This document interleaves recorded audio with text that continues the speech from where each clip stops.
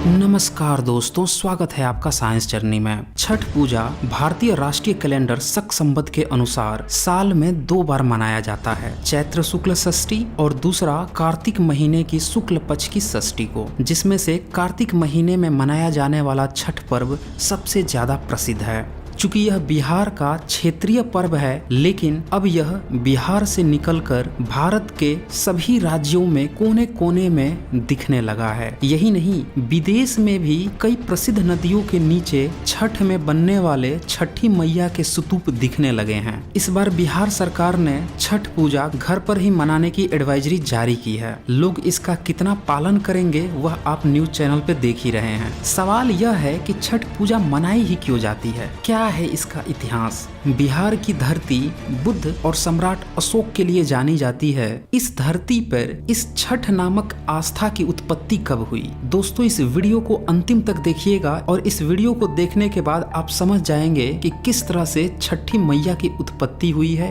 कहां से हुई है और क्यों हुई है। चूंकि छठ पूजा फिलहाल में बिहार का सबसे बड़ा पर्व है। यह 3 दिनों तक मनाया जाने वाला पर्व है, जिसमें से पहले दिन नहाय खाए होता है, यानी औरतें व्रत रखती हैं और शाम को अपना व्रत तोड़ती हैं और फिर अगले दिन पूरी तरह से व्रत पे रहती हैं, जिसमें ये पानी तक भी ग्रहण नहीं करती हैं। और फिर उसके अगले दिन यानी तीसरे दिन ये नदी घाट पर या सरोवर के घाट पर जाकर सूर्य को अर्घ देकर अपना व्रत तोड़ती हैं। लेकिन जब हम इसका इतिहास तलाशते हैं तो हमें इसका इतिहास कहीं नहीं मिलता, न किसी इतिहास की किताब में और न ही कोई साइंटिफिक रिसर्च में। मिलेगा भी कहां से? न छठी मैया के माता पिता का नाम पता है, न उसकी कोई वंशावली पता है, न किसी विदेशी ट्रेवलर्स जो आए थे भारत में, न ही उनके किसी नोट्स में इसका नाम दर्ज है। यानी कि इस पर्व के नाम पर ये जो कर्म कांड की परंपरा चल रही है 3 दिनों तक, यह पूरी तरह से हवाबाजी में चल रही है। भारत के इतिहास में जो पर्व मनाए जाते थे उनके बारे में विदेशी ट्रेवलर्स ने काफी कुछ लिखा हुआ है। उसमें से सबसे ज्यादा प्रसिद्ध थे अल-बरूनी। अल-बरूनी कोई सामान्य ट्रेवलर नहीं थे। उन्होंने भारतीयों के लिए ग्रीक ग्रंथों का अनुवाद किया था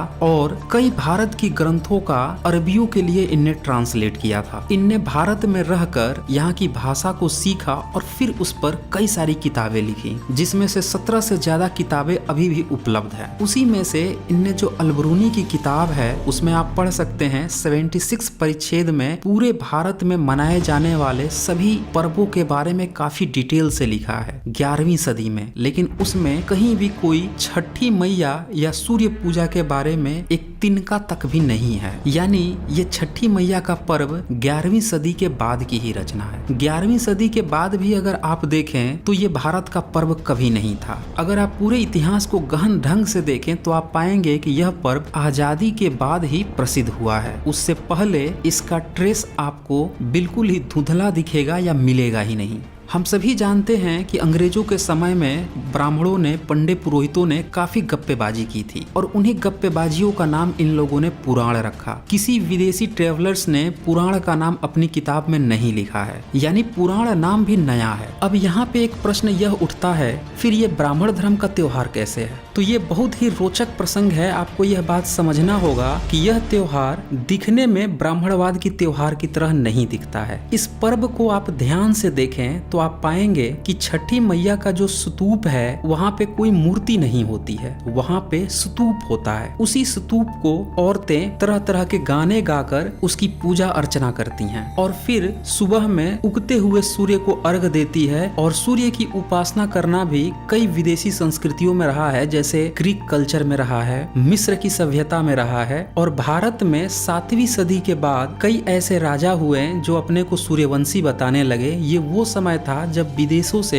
हूण आने लगे थे। ये वो समय था जब भारत में भी विदेशों के कई सारी मान्यताओं को अपनाया जाने लगा था। और उसके बाद जब बुद्ध मार्ग का पतन हुआ तो कई बुद्ध विहारों को सूर्य का उपासना स्थल बना दिया गया, जैसे उड़ीसा का कोणार्क मंदिर। तो इस पर्व में भी कोई मूर्ति पूजा नहीं होती है, लेकिन छोटे छोटे स्तूप की पूजा होती है। अब इस व्रत में कुछ और भी चीजें देखें, जैसे इसमें तरह तरह के फल इस्तेमाल होते हैं चढ़ावा चढ़ाने के लिए, जैसे अमरूद, अनानास, ईख, गागल, जिसे बड़ा नींबू भी बोलते हैं। यहाँ पे यह बात ध्यान दीजिएगा कि किसी भी ब्राह्मण धर्म के त्योहार में नींबू किसी भी देवी देवता को चढ़ाना पाप माना जाता है, लेकिन इस पर्व में गागल, जो कि नींबू ही प्रजाति का बड़ा नींबू है, उसे चढ़ाया जाता है। एक बात और ध्यान दीजिएगा, किसी भी ब्राह्मण धर्म के पर्व में तली भुनी चीजें नहीं चढ़ाई जाती, लेकिन इस पर्व में लोग आटे की बनी हुई खजूर, ठेकुआ, पूड़ी इत्यादि लेकर जाते हैं और वो चढ़ाते हैं। तो कहीं से भी यह पर्व पूरी तरह से ब्राह्मणवादी त्योहार नहीं लगता है। लेकिन आज की डेट में अगर आप देखें तो आप पाएंगे कि बहुत सारे ब्राह्मण जाकर औरतों को अर्घ दिलाते हैं, और जैसे ही औरतें पूजा पाठ करके चली जाती है, जितना भी वहाँ का सामान होता है वो सारा बटोर कर ले जाते हैं, और आजकल लोग तो उन्हें दान दक्षिणा भी देने लगे हैं। एक तीसरी बात भी यहाँ पर देखने को मिलती है कि इस पूरे त्योहार में किसी भी ब्राह्मण को बुलाकर छठी मैया या सूर्य की उपासना नहीं कराई जाती है, बल्कि औरतें खुद ही यह काम करती हैं, वह खुद ही गीत गाती हैं। यानी कि इसमें किसी पंडित पुरोहित का भी कार्य नहीं है। तो सवाल यह है कि जब यह ब्राह्मणों का त्योहार नहीं है और बिहार, जो कि सम्राट अशोक और बुद्ध की संस्कृति के लिए जाना जाता है, उस बौद्ध मार्ग में इस तरह की कोई पूजा अर्चना की बात कही ही नहीं गई है, न उपवास की बात कही गई है, फिर यह तीसरी तरह का पर्व कहाँ से इंट्रोड्यूस हो गया? इसी सवाल का जब आप उत्तर खोजना शुरू करेंगे तो आपको सारा का सारा षड्यंत्र पता चल जाएगा। दरअसल अंग्रेजों से पहले यह पर्व कभी था ही नहीं। आजादी के बाद यह जबरदस्ती का एक थोपा गया पर्व है। बिहार के लोगों को या बौद्ध मार्गियों को इतना आसान नहीं था ब्राह्मणवादी चंगुल में फंसाना, इसीलिए ब्राह्मणवादियों ने उन्हें धर्म की अफीम चटाने के लिए इस तरह का प्रपंच रचा। सोचिए, जिस बिहार को गौतम बुद्ध के ज्ञान प्राप्ति के लिए, सम्राट अशोक के शासन के लिए जाना जाता है, जिस बिहार के नौजवानों को पूरी दुनिया में टैलेंट के लिए जाना जाता है, उसी प्रदेश के टैलेंटेड लोगों को सीधे अंधविश्वास में न फंसाकर उन्हीं के मार्ग को पूजा पाठ करवा के और धर्म की अफीम में सरोबार करा दिया गया, और जिसका नाम दिया गया छठ पूजा। सम्राट अशोक के 84,000 स्तूप का आप नाम सुने होंगे, लेकिन पूजा कराने का कहीं भी नाम नहीं सुने होंगे। लेकिन आप बिहार के आज कोने कोने में चले जाएं, भारत के कोने कोने में चले जाएं, छोटे छोटे स्तूप बनवाकर इसी छठी मैया के नाम पर उसकी पूजा कराई जा रही है। यह षड्यंत्र नहीं है तो और क्या है? काउंट कर लीजिएगा, 84,000 से भी ज्यादा ना निकल जाए ये स्तूप। जिस बौद्ध मार्ग में व्रत रखना अनुचित माना जाता है, यह कहा गया है कि मन प्रसन्न रहेगा, पेट प्रसन्न रहेगा, तभी आप अपना काम अच्छे से कर पाएंगे। वहीं पे फर्जी की कथा कहानी गपोड़ कर कि कुंती ने व्रत रख लिया था, तो अयोध्या से आने के बाद से सीता ने व्रत रख लिया था और छठ पूजा करने लगी थी। इस तरह की फर्जी गप्पे पुराणों में लिखकर लोगों को किस कदर बेवकूफ बनाया गया है। जरा सोचिए, इस कोरोना काल में मास्क लगाकर लोग बाहर निकल रहे हैं, मास्क लगाकर पंडित पुजारी पूजा करवा रहे हैं। जो ईश्वर मास्क नहीं हटवा पा रहा है अपने पंडित पुजारियों का, वो आपका भला कैसे कर देगा? वो छठी मैया आपका भला कैसे कर देगी? यह हम सभी जानते हैं कि आस्था ही अंधविश्वास को जन्म देती है, और इसी अंधविश्वास का नाम कभी संतोषी माँ हो जाता है तो कभी छठी मैया हो जाता है, और आजकल तो कोरोना मैया भी 2020 में अवतार ले चुकी हैं। तो ये तरह तरह की देवियां जन्म लेती है, और जन्म देने वाला कोई और नहीं है, यही पंडित पुरोहित पुजारी हैं। कोरोना काल में जब इनके मंदिर बंद हुए तो इनने अपने जेब भरने के लिए एक नई माता को ही जन्म दे दिया, कोरोना मैया। इसी तरह से इनने कभी संतोषी माँ को जन्म दे दिया, कभी छठी मैया को जन्म दे दिया। लेकिन ये इतना आसान नहीं है कि लोग आसानी से इसमें फंस जाए। इसमें फंसाने के लिए इनने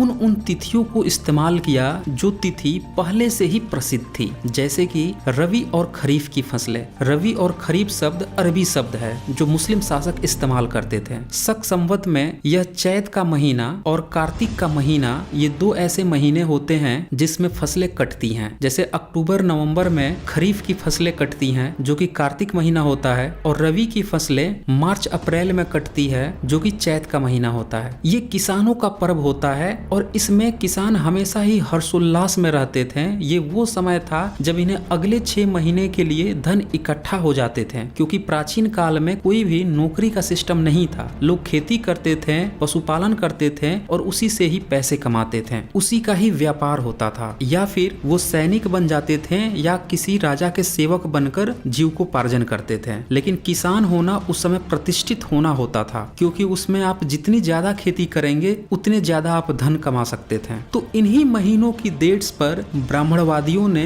अपने पेट पूजा करने के लिए पुराणों में तरह तरह की गप्पे हाँकी। कभी इसको रामायण की किसी घटना से जोड़कर बता दिया, कभी इसको महाभारत की किसी घटना से जोड़कर बता दिया। और बौद्ध मार्ग के पतन के बाद से पूरे भारत के जो मार्गी लोग थे वो सभी मार्ग विहीन हो गए थे। उनको अपने अपने जाल में आसानी से इन ब्राह्मणवादियों ने फंसा लिया, और इसी का नतीजा यह भी छठ पर्व है। सोचिए, स्तूप की पूजा हो रही है, छोटे छोटे स्तूपों की पूजा हो रही है नदी घाट पर बनवाकर। तो इस तरह से हम देखते हैं कि छठ व्रत पूरी तरह से ब्राह्मणवादी त्योहार पहली नजर में तो नहीं दिखता है, लेकिन ध्यान से अगर हम देखें तो बुद्ध और अशोक के सिद्धांतों को खत्म करने के लिए, उन्हीं के अनुयायियों को पूरी तरह से ब्राह्मणवाद में फंसाने के लिए यह त्योहार रचा बुना गया है, जिसके अधिकतर कर्मकांड तो ब्राह्मणवाद के विपरीत दिखते हैं, लेकिन ओवरऑल यह कर्मकांड करने वाले सभी ब्राह्मणवाद के जाल में पूरी तरह से फंसते दिखते हैं। तो दोस्तों, इस वीडियो को ज्यादा से ज्यादा शेयर कीजिए और सभी को जागरूक कीजिए कि यह बुद्ध और अशोक की धरती है। भारत की सोच हमेशा रेशनल रही है,